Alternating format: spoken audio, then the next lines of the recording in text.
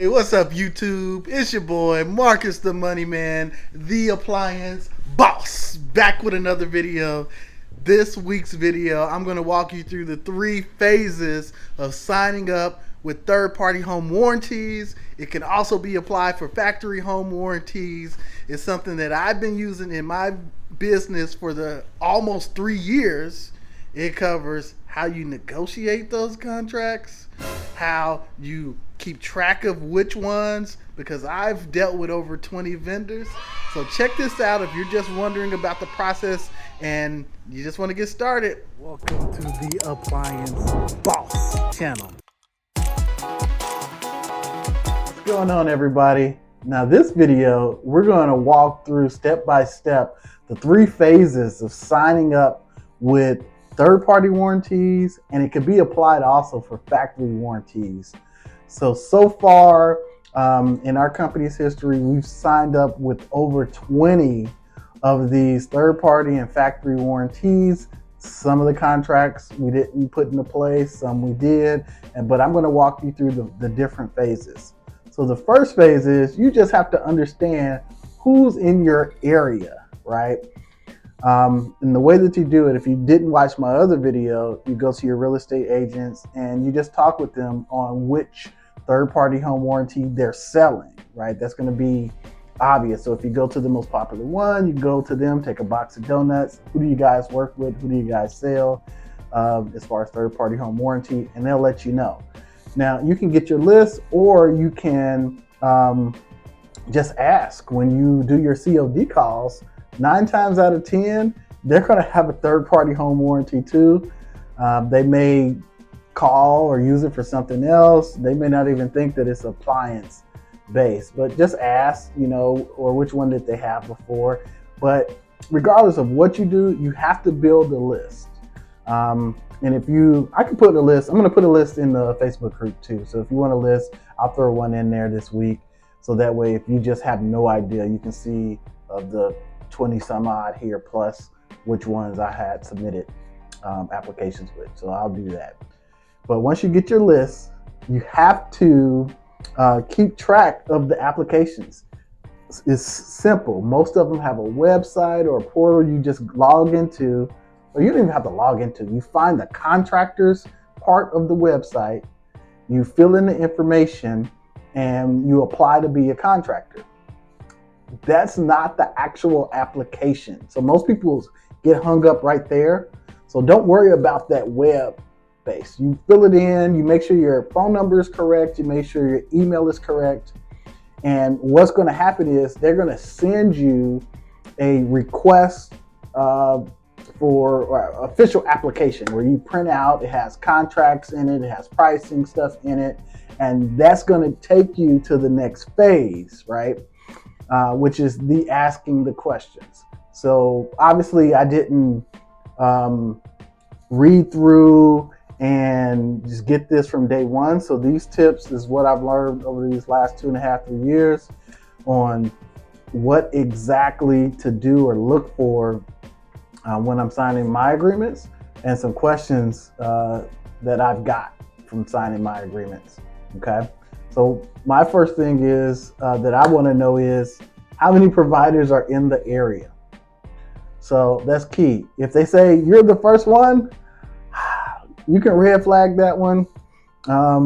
It's good for when you already have a lot of work. So if you're their first contractor vendor in the area and they do have a little work in the area, it could be good. You'll get the calls. It'll be a nice chunk of change when you get it, right? You don't have to negotiate your price down. So that's a good thing. But it's a bad thing if you just need calls right away, because you may get 1 call every month or every 2 months or 6 calls a year. We have one vendor, we get about 6 calls every year. We forget about them until they send us a call over, but they pay well. Okay, so that's the upside to that. The second thing is, question you can ask is, do you pay direct deposit? So a lot of these warranty companies now give the option of processing the check directly to your bank account, or sending over some kind of electronic like credit card payment or something like that.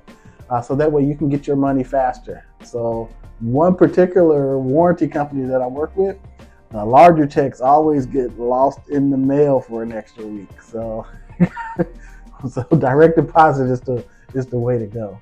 Okay. Now the second one is question you can ask is, do you supply parts?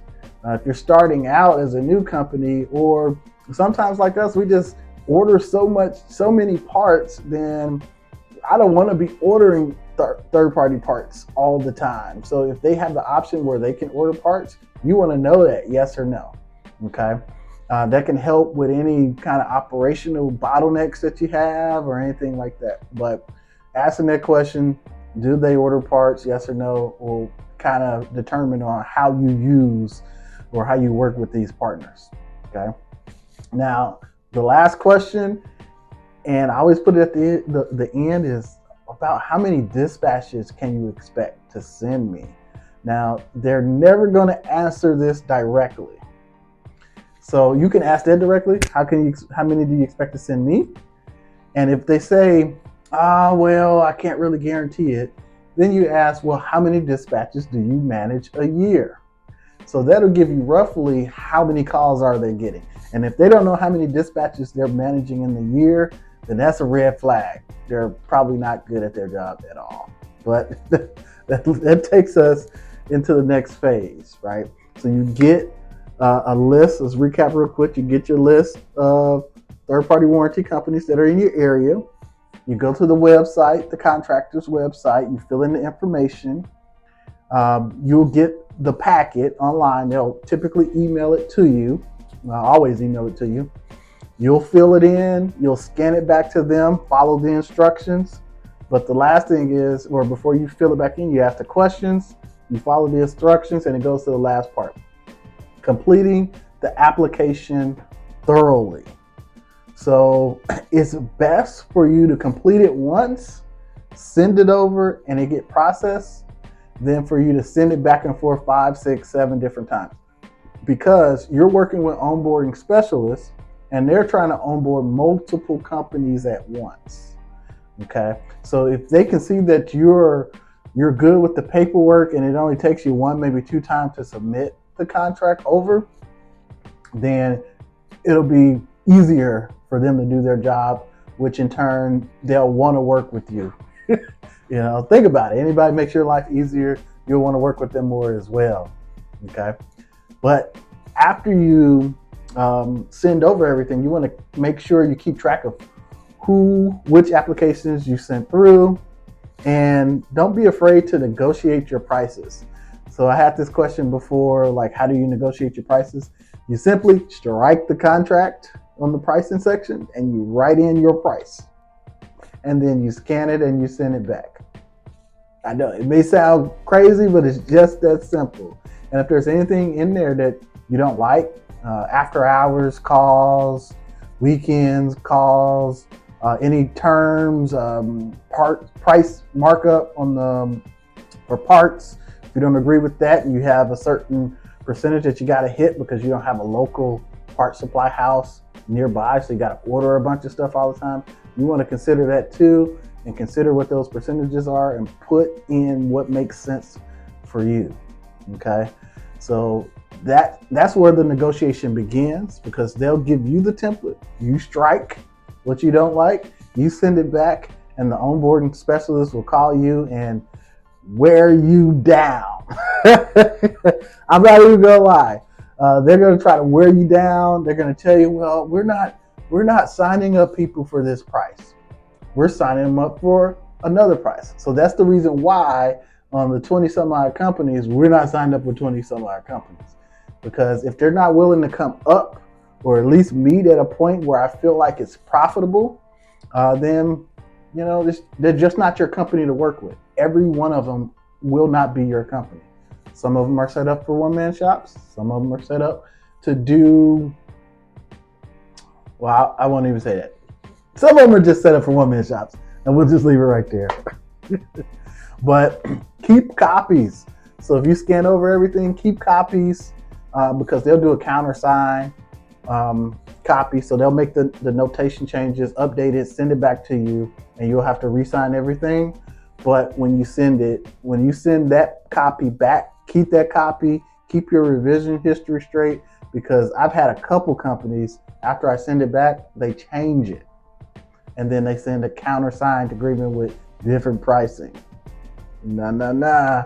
Don't do that. So keep your history, keep your revisions, all the contracts that you sign in one spot. And when they send you the final one, make sure you review it, make sure it's right. Okay. But this is one thing too. Signing up is just the first start of the process. You want to keep track of key people. The onboarding specialist is a key person because typically they don't turn over too often, right? And then also your account manager. Your account manager is key. They're the people whose job is to determine who gets which calls. And it's all based on budgets and making money. Remember, we're all companies and we're all trying to make profit here.